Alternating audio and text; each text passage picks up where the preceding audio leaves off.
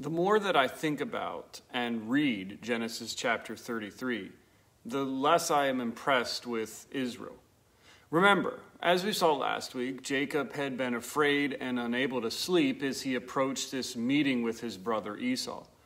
Mercifully, God met him and wrestled with him all night, an episode that resulted in a limp, a new name, and also a blessing. Now, you would think that after that reaffirmation, Jacob, now Israel, would finally walk by faith and do the things the right way. Well, spoiler alert, he doesn't. So 2 quick examples. First, in the beginning of chapter 33, he looks up and he sees his brother Esau coming with 400 men. Israel divides his family into groups. Now, he goes first, but then he's followed by the servants and their families, Leah and her children, and finally, Rachel and Joseph. The point here, of course, is that he's ranking his family members in order of their value to him.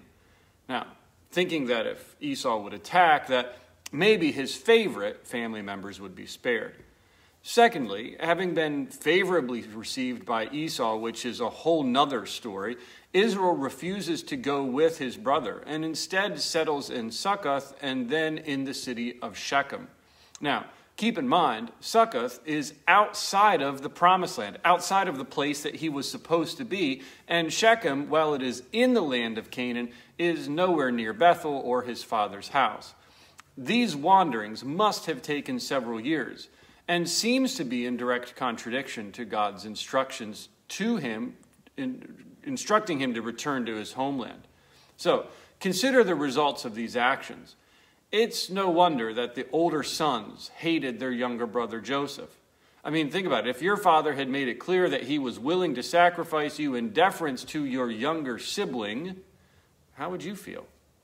And next week, when we look at the brutal story of Dinah, one can't help but wonder if it was patently unwise for Israel to settle in Shechem and expose his family to that culture, to that level of wickedness. So all of this then just brings us back to a similar place, a place essentially where we were 2 weeks ago when we looked at chapter 31. This is again highlighting the imperfect faith of Israel. And it's not that I want to keep harping on this, but it's a message that we need to hear and humbly apply to our own lives. It's easy to follow God when things are going well. We're on the sort of spiritual mountaintop, i.e. for Jacob, the stairway to heaven, this wrestling with Jesus, etc. It's much harder to live out that sort of radical faith. See how quickly we revert to an earthly mindset, how quickly we go back to our fallen personal habits and mechanisms.